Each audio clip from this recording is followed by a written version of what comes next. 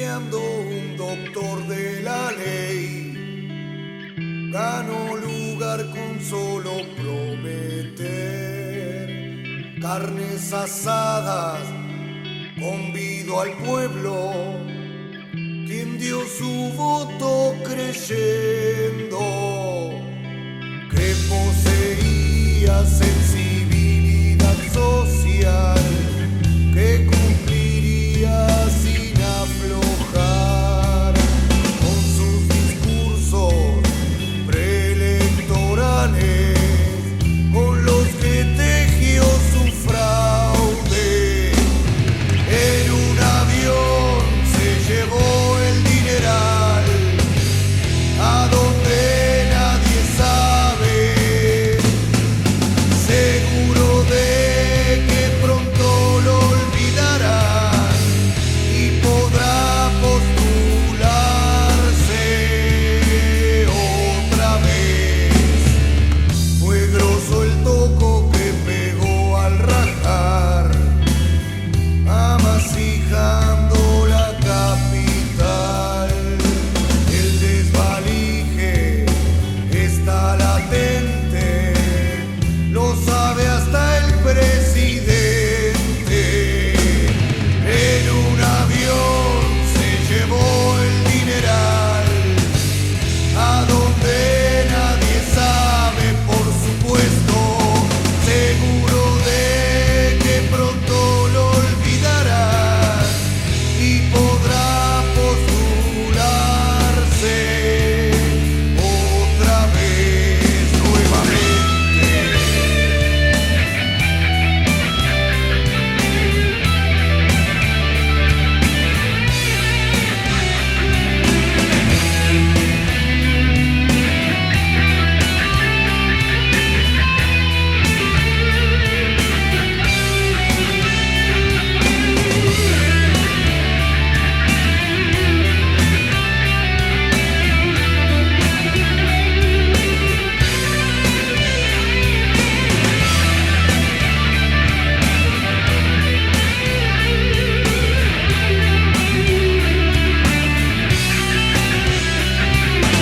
Olvídalo y volverá por más, mostrándose confiable en los carteles.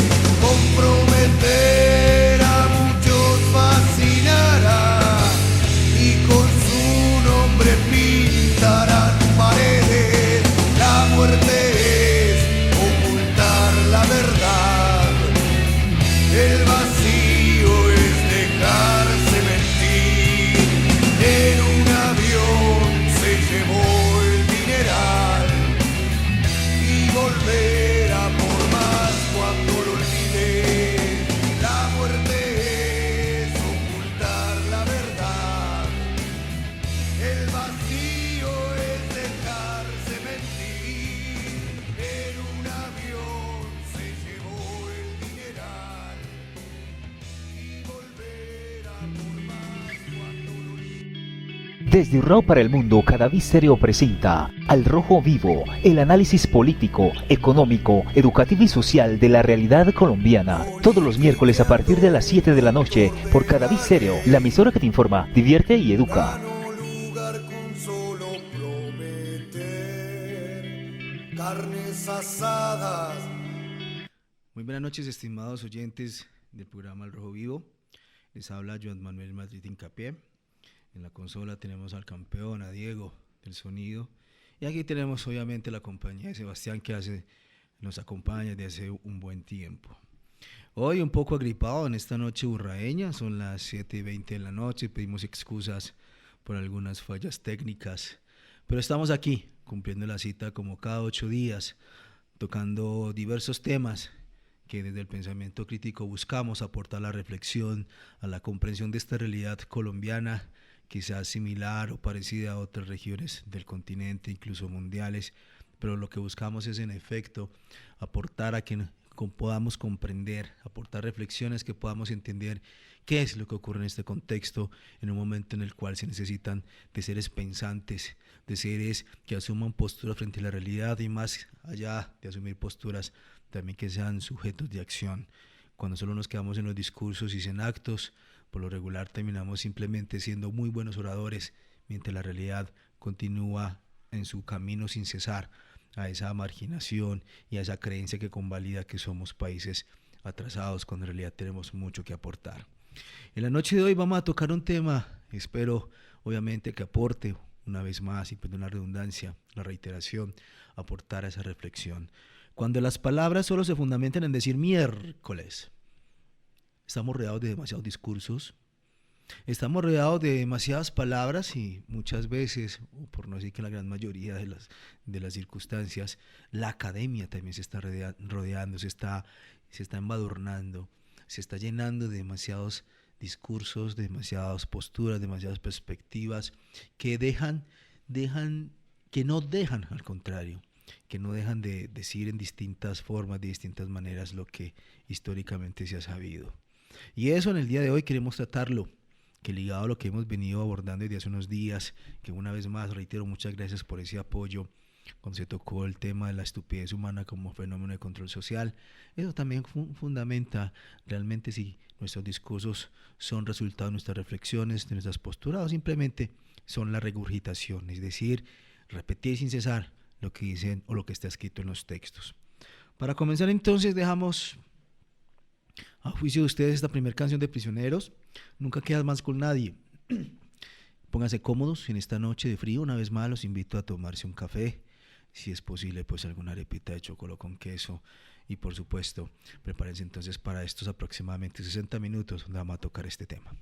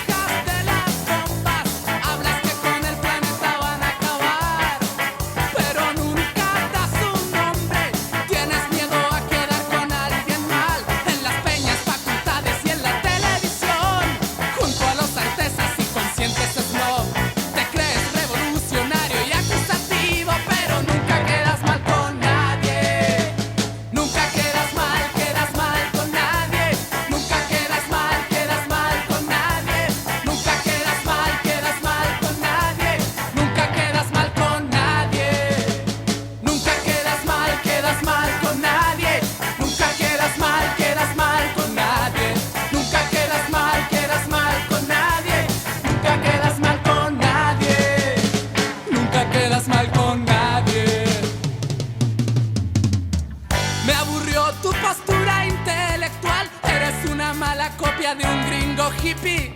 Tu guitarra, oye imbécil barbón, se vendió al aplauso de los cursis conscientes. Contradices toda tu protesta famosa con tus armonías rebuscadas y hermosas. Eres un artista y no un guerrillero. Pretendes pelear y solo eres una mierda buena onda. Nunca quedas mal con nadie. Nunca quedas mal con nadie. Nunca quedas mal con nadie. Nunca quedas mal con nadie. Porque tú nunca quedas mal con nadie. Nunca quedas mal con nadie. Nunca quedas mal con nadie. Nunca quedas mal con nadie.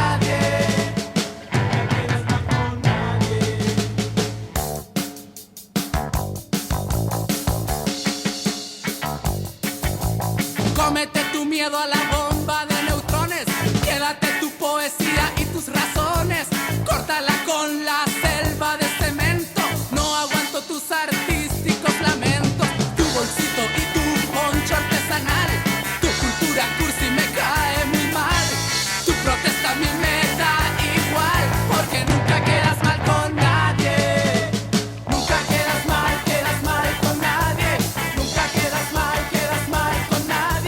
Nunca quedas mal con nadie. Nunca quedas mal con nadie.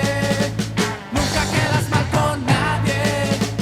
Nunca quedas mal con, nunca quedas mal con, nunca quedas mal con nadie. Muy buenas noches nuevamente. Muchas gracias por estar aquí compartiendo este programa.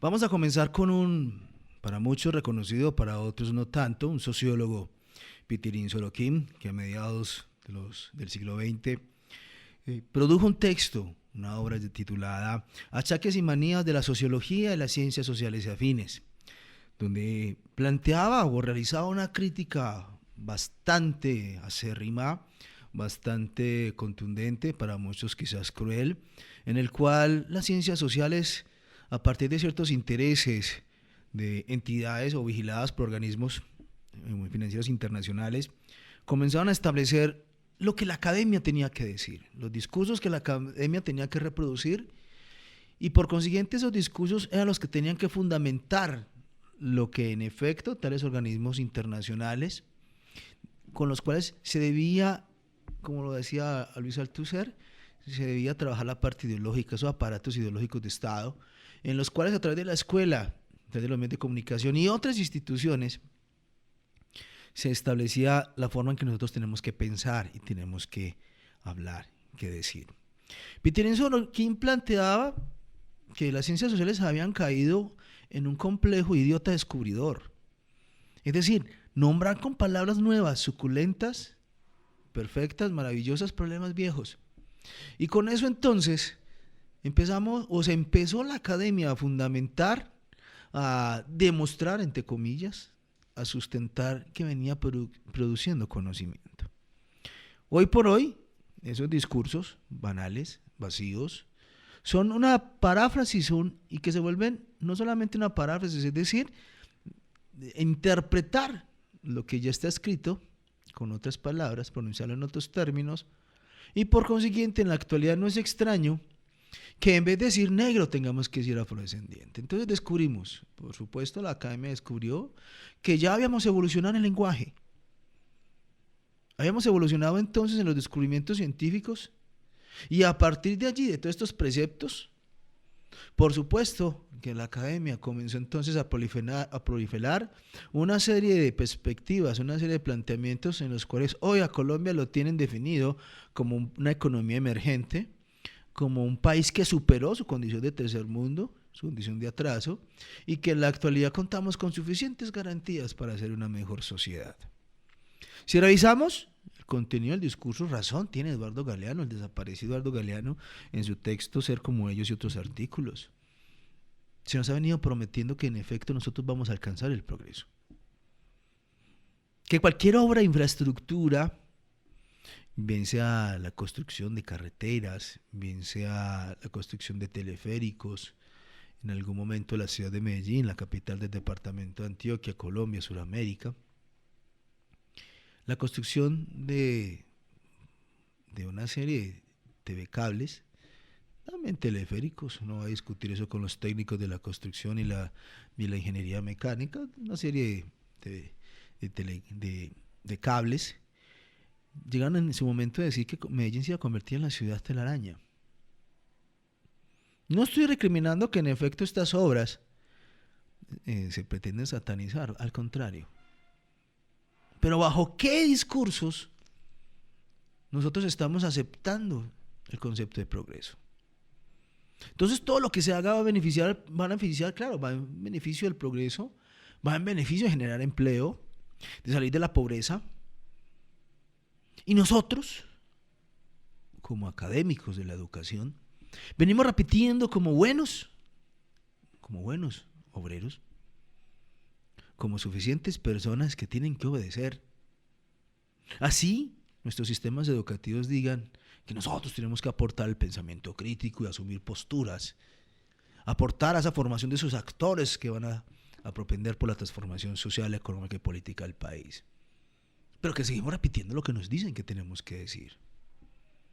Que en efecto cualquier obra va a generar progreso, pero entendamos qué es progreso, a la luz de qué es progreso, a la luz de la economía, a la luz de la política, a la luz de la antropología, a la luz de la psicología, a la luz de la historia. Y cuando solamente aceptamos una sola mirada, una sola perspectiva, un solo significado de los términos, entonces no es extraño que nosotros, como buenos obedientes, vayamos a transmitir eso al estudiante, transmitir. Repitan conmigo: progreso, condición con la cual una persona accede a través de un empleo y puede satisfacer sus necesidades básicas. Pero entonces, en términos de lo histórico, ¿qué es progreso? Progresar significa avanzar, y nosotros como sociedad, ¿qué hemos avanzado? Aquí entonces aparece la sabiduría popular a través de sus refranes, de todas esas pequeñas frases que nos permiten entender un poco lo que es nuestra realidad cultural. Pero el hecho de que nuestra academia siga repitiendo en el 2001 las teorías de Freud significa que estamos en un gran atraso. Significa que no hemos producido conocimiento que supere lo que dijo Freud, más allá de lo que Freud fue el dueño, no. Porque ya hay unos autores, algunos textos que contradicen que Sigmund Freud en efecto no fue el creador del psicoanálisis, que fueron otras personas. No van a hablar de ese tipo de discusiones. Pero en realidad las palabras que se están utilizando, que se están empleando a favor de ese conocimiento que demuestra la construcción, el proceso, que a través de la investigación nosotros problematizamos la realidad que nos circunda, terminaron siendo simples paráfrasis. Y esas paráfrasis son las que están haciendo que en efecto estemos castrando la posibilidad de que cualquier persona, desde su condición intelectual, desde sus capacidades de aprendizaje, desde su forma de aprender, sustente y defienda lo que considera que es el mundo. Entonces, claro, cuando uno escucha, por ejemplo, en las noticias, cuando te plantean como por ejemplo el descaro esta semana, Bancolombia reportó en el primer trimestre del año ganancias por más de 342 millones de pesos. Y claro, Bancolombia es una gran empresa, filial, que le aporta el desarrollo del país. Y si lo miramos bajo los discursos y los elementos y las palabras que se usan para mostrar a Bancolombia como una empresa solidaria y fuerte que le aporta el desarrollo del país, nuestra poca formación teórica, académica, que problematice la realidad, nos lleva a aceptar como discurso sagrado que en efecto Bancolombia es una gran empresa. ¿Para quién? ¿Para qué? ¿Para qué fines? Hay un documental del año 2012 de Panzazo que aborda una de las problemáticas que tiene el país desde hace unos cuantos años. Y una politóloga, Marta Hagerecker, si no estoy mal, y me perdonan si no acierto con el apellido de la señora, hace un aporte crítico a lo que nosotros como Latinoamérica no hemos querido aceptar. Y es que Latinoamérica en su conjunto tiene tan bajos niveles de calidad educativa que ni siquiera sus bajos niveles de educativa le permiten reconocer que estamos en un sistema que tiene bajos niveles de calidad educativa. Y es un problema latinoamericano, no es solamente un problema exclusivo de Colombia. Y si es un problema que se está evidenciando en esos países mal llamados del tercer mundo, como dice el Chollín, un rapero español, ¿dónde está el segundo mundo? O el segundo mundo desapareció. ¿Hasta qué punto estos sistemas han hecho y siguen convalidando que los discursos que constantemente aceptamos como verdades únicas, entre ellas que la construcción de las autopistas de la montaña, que las obras de infraestructura van a traer progreso y desarrollo al país, y damos como verdad eso? Algunos autores plantean que el éxito o que el centro o que el escenario donde se debe dar la transformación en la educación, y estamos totalmente de acuerdo, soy un defensor de la educación. Pero si miramos, por ejemplo, los discursos con que disfrazamos la educación, a propósito del mes de mayo, mes del educador, del maestro, de la maestra, terminan siendo esos discursos. Sería muy interesante que hiciéramos entre todos una obra poética, en unas odas o una alusión al maestro. Pero en sí nuestra práctica, nuestras acciones, ¿cómo están permitiendo que se rompa con ese círculo en los cuales los discursos nos envuelven y nos dicen que en efecto este país va a mejorar, va a transformarse? Pero que esa transformación no puede depender de quienes han hecho del país el meollo en el cual estamos. Lo mismo que han generado las problemáticas y crisis, el gobierno solo es, si lo vamos a revisar desde la teoría, de los grandes autores de la política, la democracia, grandes estudiosos del tema, el gobierno solo es cumple esa función representativa de un pueblo que eligió para administrar las riendas de un país. Y en este aspecto el desaparecido Jaime Garzón tenía muchísima razón. Nosotros elegimos porque se supone que tenemos conciencia política, y esa conciencia política es la que nos permite develar lo oculto de los discursos. Y en un escenario de posconflicto como el actual, ¿qué oculto hay? ¿Cómo podemos comprobar, corroborar, establecer, refutar, contradecir, resignificar que en efecto la pobreza en Colombia ha disminuido? Si vamos a hablar de la pobreza económica, pues, si revisamos con detenimiento la forma en que se viene midiendo la pobreza, cada año la modifican. ¿Con qué fin? Con el fin de convalidar que en efecto en el país se está haciendo demasiadas cosas. Hace algunos años, 2000, una persona que por 1 o 2 semanas no tuviera empleo se consideraba desempleado.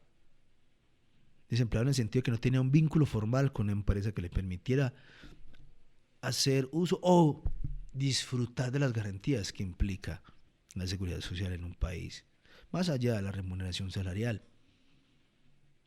Pero con las nuevas mediciones que se han inventado, con las nuevas metodologías, que nos han sugerido, entre comillas, algunos organismos, por no decir que son obligaciones, que son leyes o normas que se tienen que cumplir, el hecho de que uno venda confites no significa que ya uno no es desempleado, que si no le alcance para pagar la seguridad social. Obviamente es una discusión que se puede tener con los economistas y por supuesto desde su perspectiva todo puede ser totalmente sustentable desde la estadística.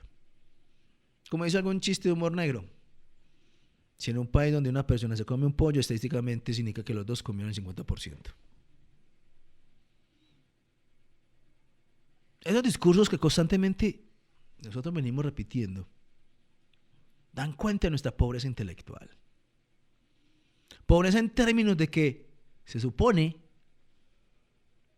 que la educación aporta la generación de conocimiento, la construcción de perspectivas. Y en un país como Colombia, con las problemáticas que tiene, con todos los escenarios polémicos que se nos dan a pedir de boca para generar conocimiento, lo único que hacemos es repetir lo que nos dicen desde afuera. Entonces entendamos la sociedad colombiana desde Platón, desde el mito de la caverna. O entendamos la sociedad colombiana desde los presupuestos de Heidegger. Interesantes, claro. Como clásicos, como autores. Pero nuestros autores, que nacieron en este país,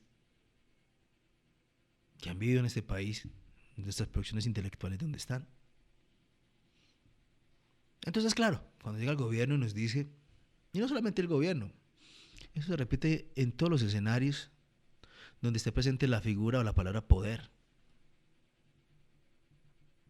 Las palabras y las intenciones se nos disfrazan con una serie de oraciones suficientemente articuladas y bellamente maquilladas, en las cuales nuestra poca capacidad de discernimiento, de postura crítica para evidenciar las contradicciones entre el discurso y los actos, nos permite aceptar como válido cualquier tipo de falacia. Vamos entonces a nuestra primera pausa Espero entonces que disfruten la canción de Toreros Muertos, Yo no me llamo Javier. No, nena, tú te equivocas. Yo no te conocí en la playa, ya.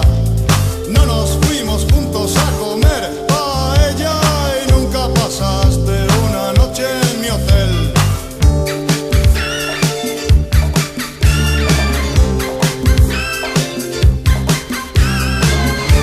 No soy el primo de Cha de Persia, no tengo un parche en la puerta. No te has bañado conmigo en la piscina de mi chalet. Yo no me llamo Javier. Yo no me llamo Javier. Yo no me llamo Javier. Yo no me llamo Javier.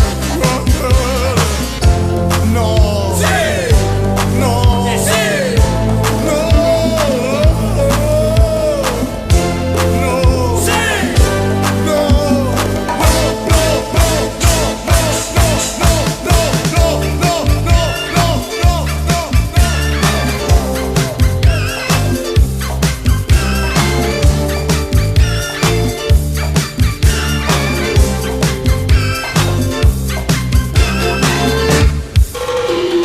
Nunca te pedí un duro por la calle, tú no me presentaste a tus padres, no me invitaste a tu casa, ni a dormir, ni a comer.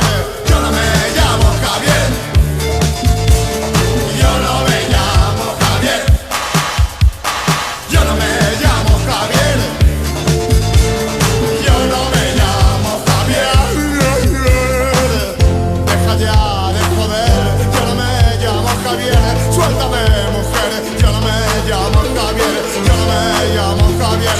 Yo no me llamo Javier. Yo no me llamo Javier.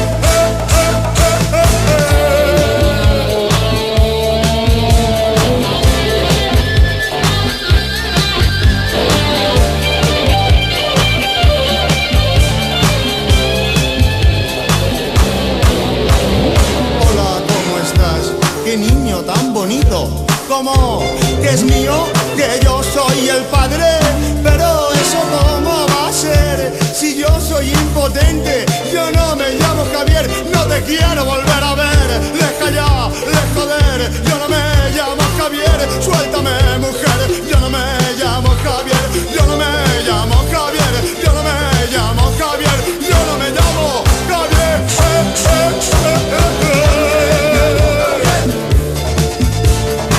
no me llamo Javier.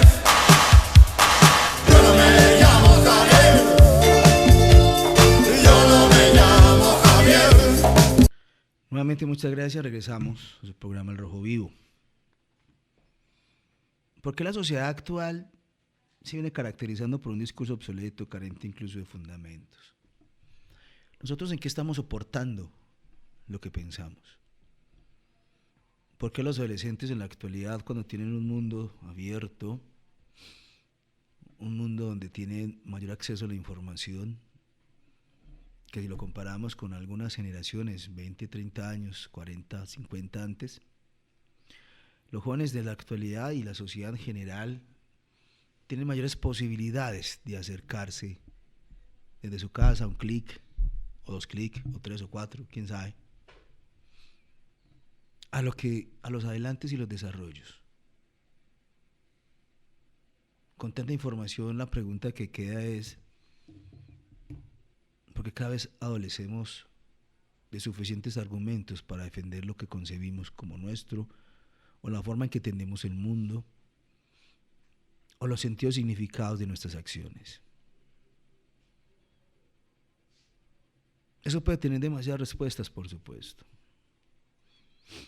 Se necesita una sociedad ensimismada, una sociedad que no cuestione, que no pregunte, una sociedad que ante cualquier cortina de humo prefiera siempre lo que algún pensador maravilloso de esta humanidad dijo: al pueblo pan y circo para gobernar. Eso de alguna u otra forma explica por qué cuando se tienen preguntas lo que algunos llaman de manera no existenciales. De 100 personas, 2, si mucho, estoy haciendo un cálculo abrupto por supuesto, se atreven a seguir la conversación. Y en ese aspecto, cuando esto ocurre, significa que nuestra sociedad, nosotros, los que todos los días, de alguna u otra forma, desde nuestras perspectivas, nuestra metodología, desde lo que concebimos como docentes, le apostamos cada día en el aula, dentro y fuera del aula de clase, a que un estudiante entienda que una realidad como la actual se requiere y se necesita pensar. Y pensar en esa capacidad de reflexionar en mis acciones, de fundamentar los motivos que me instan o que orientan cada una de mis decisiones, y cómo esas decisiones, cómo esas decisiones son reflejo de cada uno de mis actos. Pero la sociedad que tenemos en la actualidad se fija más bien en los chismes de farándula, en las noticias de famosos, que esto dijo, que esto no dijo, que él preguntó, que él no preguntó. Y se supone que en esta época de posmodernidad se debieran de haber superado grandes traumas, entre ellos la fobia a la homosexualidad. Con el desarrollo de que tanto dicen los libros, los textos de nuestros queridos académicos, que no se hacen decir que somos una sociedad posmoderna, pero ¿posmoderna en qué? Y como sociedad posmoderna, entonces, si somos realmente una estructura social que nos permita mirar con otros ojos estas actualidades, ¿por qué nos escandalizamos todavía? Porque alguien piense distinto, porque tenga preferencias sexuales distintas, o porque tenga unas prácticas religiosas distintas, o porque desee besar y abrazar un árbol. Algunos se casan con torres, otros se enviudan porque la escalera se dañó. En fin, son toda esta serie de perspectivas del mundo que yo tengo que respetar, por supuesto. ¿Cómo explicamos, por ejemplo, un país que se detenga por un concurso de belleza? ¿Cómo explicamos que un país haya vuelto de su intimidad un asunto público?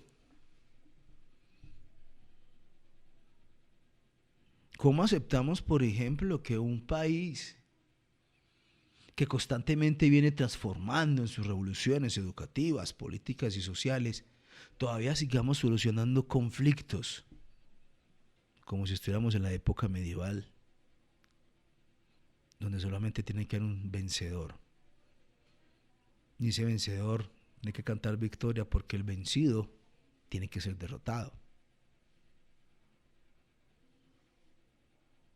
Entonces, cuando digan estos discursos que son hermosos de la convivencia pacífica, la tolerancia, perdón, la gripa como que no ayuda mucho en esta noche, la convivencia, el simple hecho de vivir en sociedad, la convivencia no puede ser pacífica. Yo se lo he reiterado varias veces en este programa. Pero sí, ¿cómo puedo aprender a vivir con esos consensos, esos disensos? Con esos sitios, esas personas, esas ideas con las cuales me identifico, y también cómo aprendo a vivir con aquellas ideas con las cuales yo no me identifico, para construir de esa diferencia. Pero los discursos han hecho que nosotros seamos homogéneos y que estemos aceptando ser igualitos. Que si la moda es el reggaetón, entonces todos tenemos que escuchar reggaetón. El día de mañana entonces van a sacar la chompispiao. No importa. Pero ¿cómo aprendo yo a convivir con este tipo de perspectivas distintas?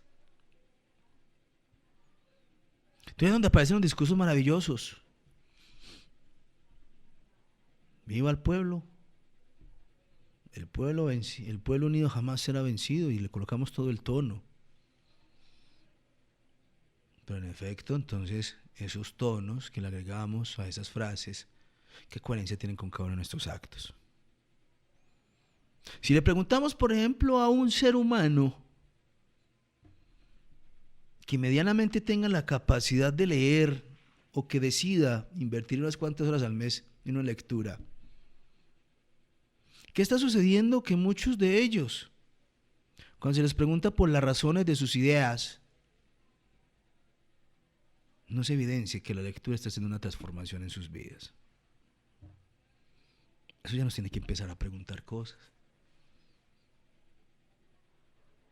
Como por ejemplo en una sociedad posmoderna, y hablamos de posmodernidad porque tenemos uso o acceso a aparatos tecnológicos de vanguardia, que si lo revisamos a la luz de lo que en algún momento planteaba Arturo Escobar, esa inversión del desarrollo a esos países latinoamericanos a través de todas las estrategias ideológicas de los medios de comunicación, entre otros, han hecho que nosotros empecemos a adquirir necesidades innecesarias. Aquel que tenga un celular, el más costoso, con mejores servicios, entonces es una persona con alto poder adquisitivo. En fin. ¿Cómo a la luz de todos estos trabajos ideológicos nos han venido aceptando y convenciendo a la gran mayoría de que lo que nosotros tenemos que hacer es lo que nos digan? Entonces, con razón, Immanuel Kant nos decía, la ilustración es superar la minoría de edad, pero es necesario que otros piensen por nosotros, porque el que piensa distinto, si no es estigmatizado, es señalado. Y eso ha hecho una zona de confort, es decir, aceptar lo mínimo como única razón de vida. Y si miramos y si escuchamos con detenimiento los discursos que sustentan mis perspectivas sobre la vida, tanto de seres humanos y letrados, no iletrados, académicos, lo que sea, encontramos una serie de contradicciones. Solamente somos académicos para escribir informes, pero no somos intelectuales para tratar el otro. Entonces, con razón nos estamos llenando de tantas palabras. Dicen que Colombia está sobrediagnosticado. No, Colombia no está sobrediagnosticado. Es más, me atrevo a decir que Colombia no tiene un diagnóstico serio. Porque los diagnósticos que tiene el país es que están convalidando que nosotros somos pobres por la violencia. Que la violencia lleva a la pobreza. Muy interesante perspectiva desde las teorías malthusianas. Pero para poder superar nuestras problemáticas sociales tenemos que pensar desde nuestras problemáticas sociales. Y para eso hay que hacer toda una ruptura, no solamente histórica, una ruptura que nos permita pensarnos como sujetos políticos. Llevamos un poco más de 200 años en los cuales nos han dicho qué pensar, qué tenemos que repetir. ¿Y dónde está el aprendizaje autónomo? Hablamos de demasiadas teorías, repetimos. Entonces, si la palabra de moda es inclusión, multiculturalidad, pluralidad, interdisciplinariedad, la repetimos sin cesar, pero termina siendo letra muerta, porque a veces quien la repite no entiende el sentido de tales frases, y es que educamos desconociendo sus alcances, la profundidad de los términos. Nos damos entonces con la siguiente pausa, una canción de Almafuerte, El amasijo de un gran sueño.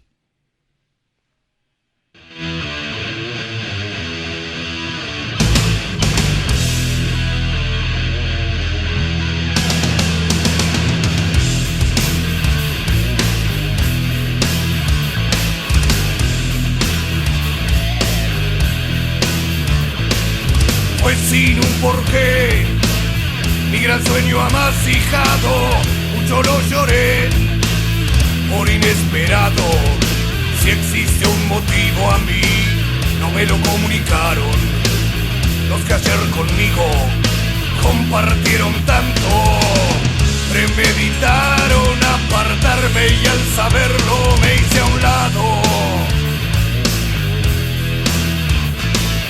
Canto mi razón para que quien quiera guarde, pues voy otra vez, nuevamente como antes. Muchos amigos se angustiaron al saber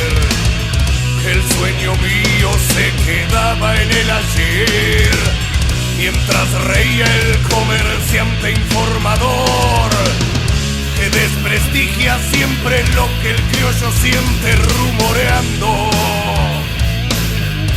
deshonrando, sin detenerme, recordando el ayer, lo que hubo sido y lo que no pudo ser.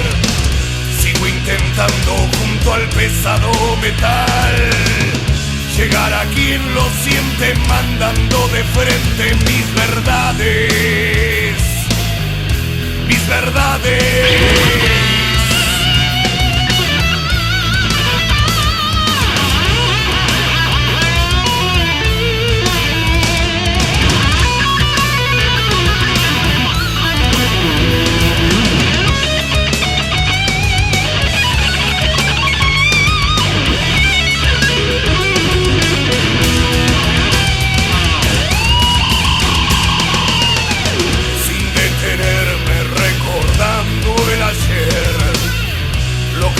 Y lo que no pudo ser, sigo intentando junto al pesado metal llegar a quien lo siente, mandando de frente mis verdades. Fue sin un porqué, mi gran sueño amasijado, mucho lo lloré por inesperado.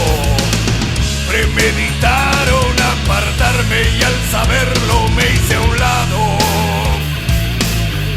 Me hice a un lado, muchos amigos se angustiaron al saber que el sueño mío se quedaba en el ayer, mientras reía el comerciante informador, que desprestigia siempre lo que el criollo siente rumoreando, deshonrando.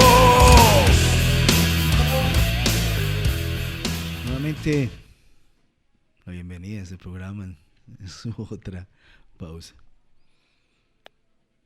Cuando uno revisa alguna serie de propuestas, alguna serie de intencionalidades, mejor dicho, cuando uno revisa la producción académica que se ha venido publicando en los últimos 20 años, no se ha cesado de mencionar, de decir que ha llegado el momento de transformar la sociedad, la realidad social. Que algunos problemas acuciantes como la pobreza, la marginalidad, la vulnerabilidad social, el desempleo, entre otros, las condiciones se están dando para que en efecto, principalmente la escuela, la familia, el gobierno, entre otros, unan esfuerzos para que las futuras generaciones no solamente comprendan el contexto histórico de estas problemáticas, porque han venido permeado a través de los años o porque han venido fortaleciéndose en vez de extinguirse o solucionarse o transformarse. Y en el texto, en las palabras, han corrido demasiados ríos de tinta mencionando lo mismo.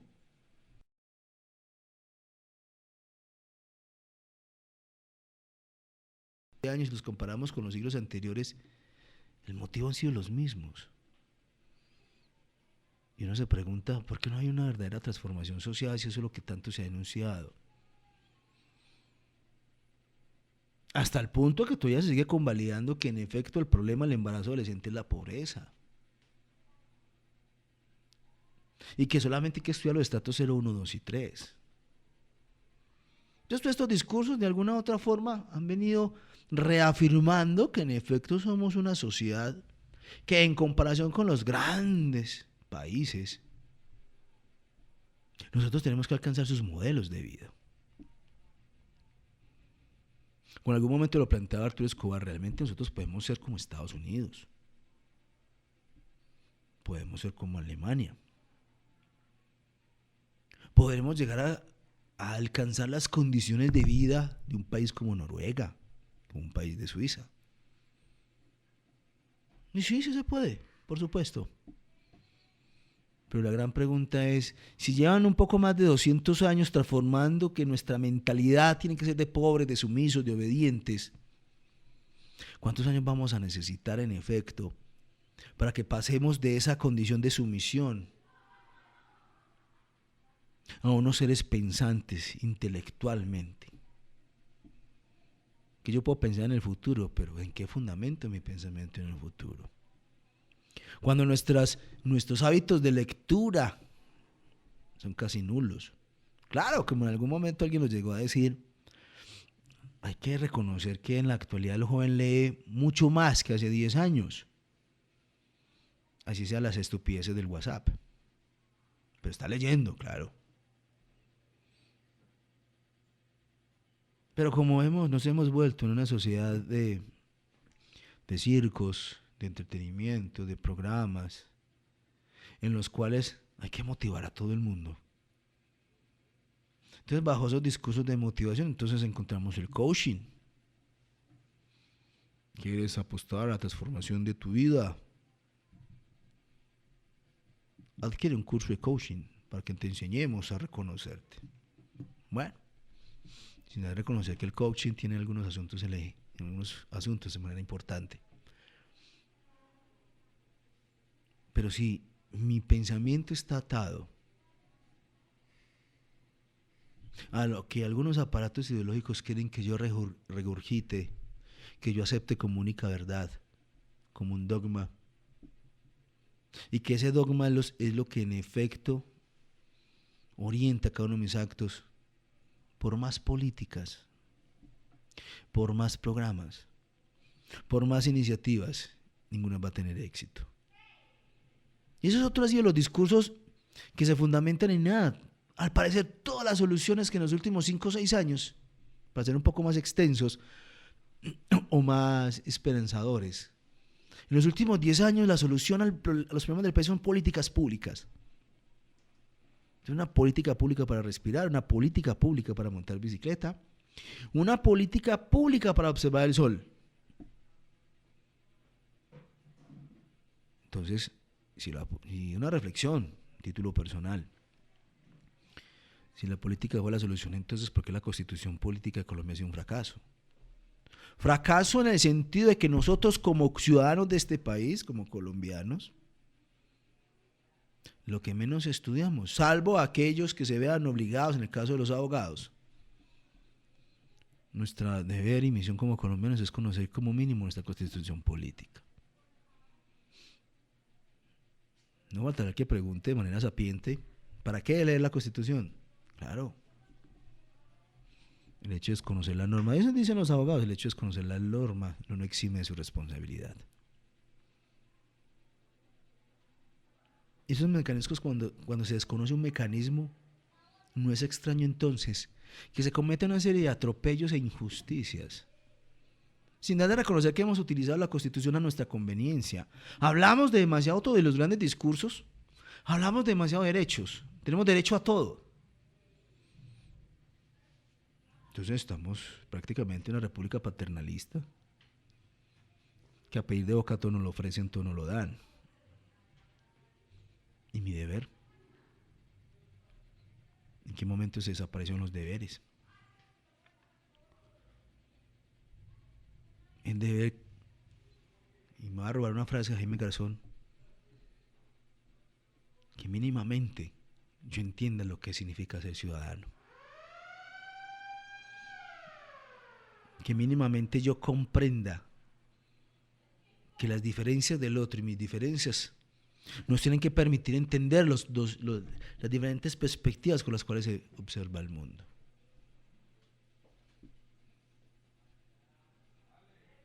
Y cuando uno entonces empieza a preguntar, a indagar nuestra forma de pensar, de ver la vida, en qué la fundamentamos, cómo la defendemos y cómo la arguimos, lo único que nos ocurre decir no es porque sí, porque él me lo dijo. Pero en una sociedad de minorías de edades, es necesario seguir convalidando todo lo que está pasando en el país. Tanto que criticamos a los bolivianos porque son indios, a los peruanos, a los ecuatorianos porque son muy feos. ¿Y quién iba a pensar que cuando esto ocurre nos han dado grandes lecciones de historia, de cívica, de patriotismo, de ciudadanía, de civismo? que somos nosotros los primeros, como dice la Constitución Política de este país, el primer constituyente, y por consiguiente somos, en ese término hermoso de democracia, demoscratos, el arte de gobernarse a sí mismo. Y si tomemos a Aristóteles, ese Estado es como una familia. Y nuestras familias entonces, ¿cómo están comprendiendo la importancia de la argumentación? La importancia de los sentidos a la hora de defender la forma en que yo miro el mundo. Pero también hemos entendido, es otra de las grandes falacias, que el hecho de que yo argumente tengo que convencer al otro. Y en una democracia es una antítesis, es una contradicción. Que el respeto a la diferencia, pero siempre y cuando piense igual a mí. Entonces hablamos de multiculturalidad, pero no. Somos una sociedad multidiversa, pero no. Y hemos venido entonces repitiendo como buenos obreros cualquier término, cualquier concepto, fundamentado incluso en nada, en palabras que a veces carecen de todo sentido.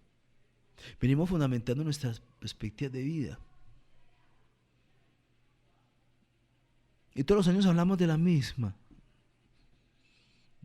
palabras, el futuro del país, los adolescentes. Y estamos formando a los adolescentes a que al menos su forma de pensar sobre este mundo se tenga sembrada la posibilidad de que se pueden hacer cosas tan pequeñas que poco a poco vayan transformando el atraso intelectual que históricamente nos ha caracterizado. No faltará obviamente el que pregunte, no, nosotros no somos atrasados. Vayamos a un ejemplo típico que creo que lo he tocado varias veces en este programa. Utilicemos el fútbol. Utilicemos el fútbol como ejemplo. Cuando Colombia va a jugar contra Brasil, ya inmediatamente dijimos, ya perdimos. Otro ejemplo. Cuando un chico quiere conquistar a una chica, como está tan bonita y del estereotipo social, no, es que como está tan bonita no me para bolas. En esos aspectos tan pequeños, entre comillas, se demuestra nuestra pobreza intelectual de mirar más allá de la nariz. Pero por supuesto eso es necesario, porque es a partir de esas concepciones de la vida es que venimos comprando y venimos accediendo y venimos alimentando una sociedad de consumo. Y cuando me refiero al consumo, es convalidar ese fenómeno llamado status pelatus. Trabajar en el empleo que más odio, para gastarme lo que no gano, para comprarme lo que no necesito, para aparentar lo que no soy a quien más me odia. Y nos hemos vuelto a eso, en un fetiche por el consumo.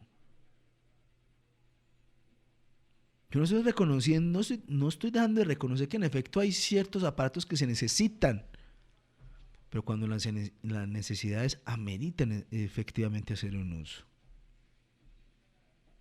Obviamente esta sociedad evoluciona. Claro que yo en algunos aspectos he dicho que estamos más bien involucionando. Las sociedades,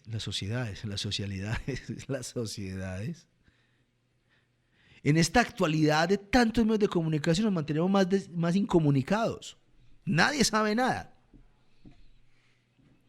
Señorita, ¿dónde puedo preguntar por esto? Ay, yo no sé, es que yo acabo de entrar. Uy, vaya. Estamos en un apogeo de la contratación en el país. A todas partes donde uno va, siempre hay una persona nueva.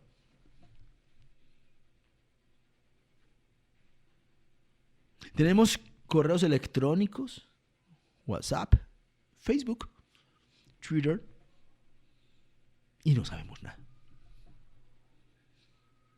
No sabemos de qué es lo que pasa, de lo que le acontece en la realidad del país. Pero cuando indagamos y cuestionamos en efecto las causas, las circunstancias que contribuyen a que nosotros tengamos esa pobre visión de la vida, de la realidad que nos circunda, solamente nos atrevemos a responder o utilizar dos palabras que responden de la siguiente manera. Yo no sé. Normal. Y en una sociedad normal terminamos siendo tan anormales que la normalidad se vuelve una patología.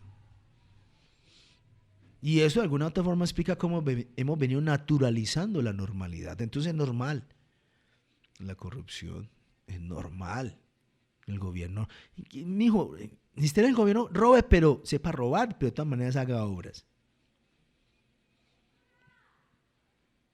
Y cuando revisamos diferentes épocas de la historia social en Colombia, no hemos modificado en nada, solamente se han modificado los actores.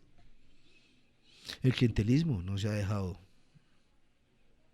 Hoy en día hemos evolucionado tanto, como decía Pitilín, que ya el clientelismo se llama cuota política. Hemos progresado, hemos descubierto conocimiento. En un momento decía Álvaro Salón Becerra, en sus dos textos impresionantes, el del fin y al pueblo nunca le toca, nos hace una radiografía de lo que es la sociedad colombiana en términos de lo político. Y cómo es de los discursos que prometen una sociedad democrática, liberada, donde se utiliza a diestra y siniestra conceptos como democracia, libertad, paz, convivencia, sujetos críticos, cuando nos da miedo la crítica, la confrontación, el debate, la fuerza de los argumentos. Y todavía hemos creído que los argumentos, el que más grite es el que mejor tiene el dominio del conocimiento, cuando el conocimiento simplemente es un resultado, no es un dogma, eso no cayó por espíritu, por gracia del Espíritu Santo, es un proceso. Y ese proceso como tal es el que me permite entonces darme cuenta si lo que yo en algún momento pensaba, cómo la realidad me mostró que había que resignificarlo, transformarlo. Pero lamentablemente esa es nuestra sociedad. Y lamentablemente lo digo con el ánimo de invitar a que en efecto nuestros discursos se fundamenten en formas de ver la vida, reflexionadas, pensadas, meditadas, para que se supere ese estereotipo de que el que piensa solo se está enloqueciendo. Pero que ese pensamiento se materialice en el acto, es decir, que haya una coherencia. Yo me puedo quedar aquí diciendo que el amor es esa capacidad con la cual se trasciende los sentimientos de los seres humanos, pero cuando yo me relaciono con el otro, lo que menos demuestro es lo que estoy predicando.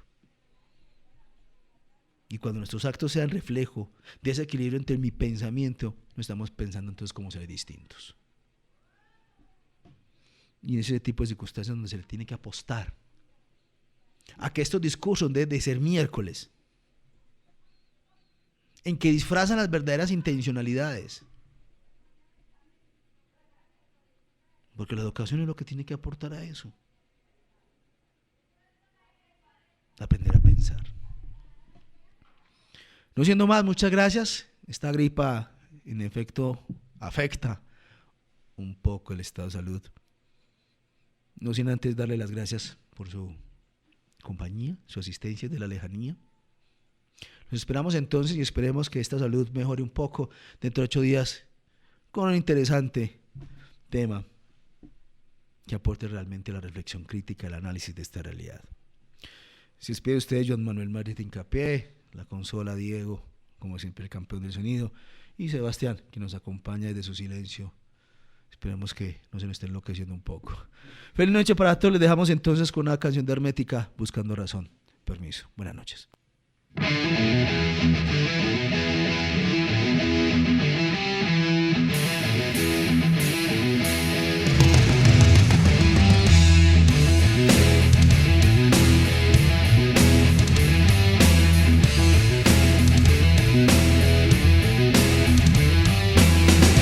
Buscando razón que me impida despreciarte.